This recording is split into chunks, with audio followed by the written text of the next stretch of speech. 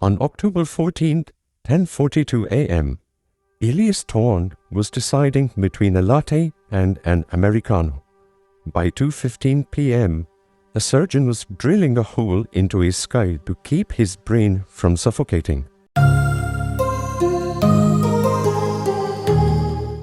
We like to think our lives are built on solid ground. We plan for next week, next year, our retirement. But the truth, life is a fragile glass thread. This is the story of the day that thread almost snapped for Elias, and the one phone call that changed everything. To know why this day was so terrifying, you have to understand who Elias was. He wasn't the sickly type. He was the guy who took the stairs 2 at a time. He ran 5 kilometers on weekends and never missed a deadline.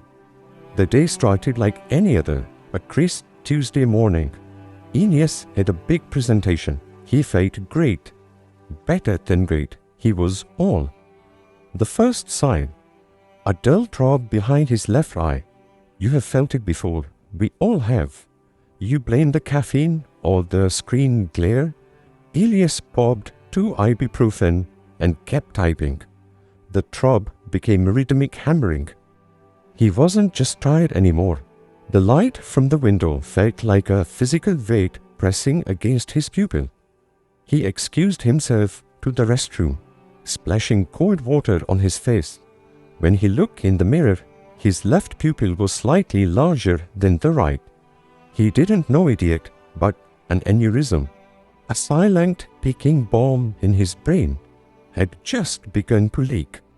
Elias tried to walk back to his desk. He took 3 steps before his balance vanished. The world tilted 45 degrees. He reached for a chair, missed, and collapsed. When the paramedics arrived, Elias was posturing, a neurological sign that the brain is under extreme pressure. His Glasgow Coma scale was dropping fast. The ambulance screeched into the bay of a small community hospital.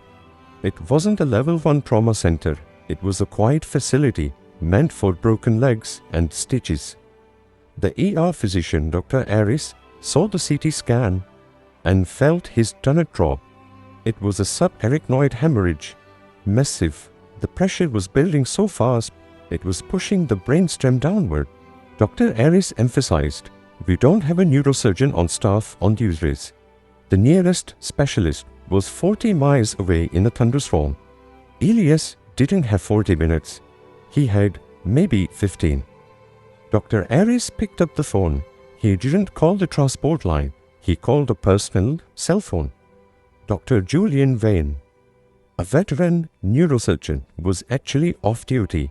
He was at his daughter's middle school recital, sitting in the 3rd row. He felt his phone vibrate. He knew that specific ringtone meant life or death. He didn't hesitate.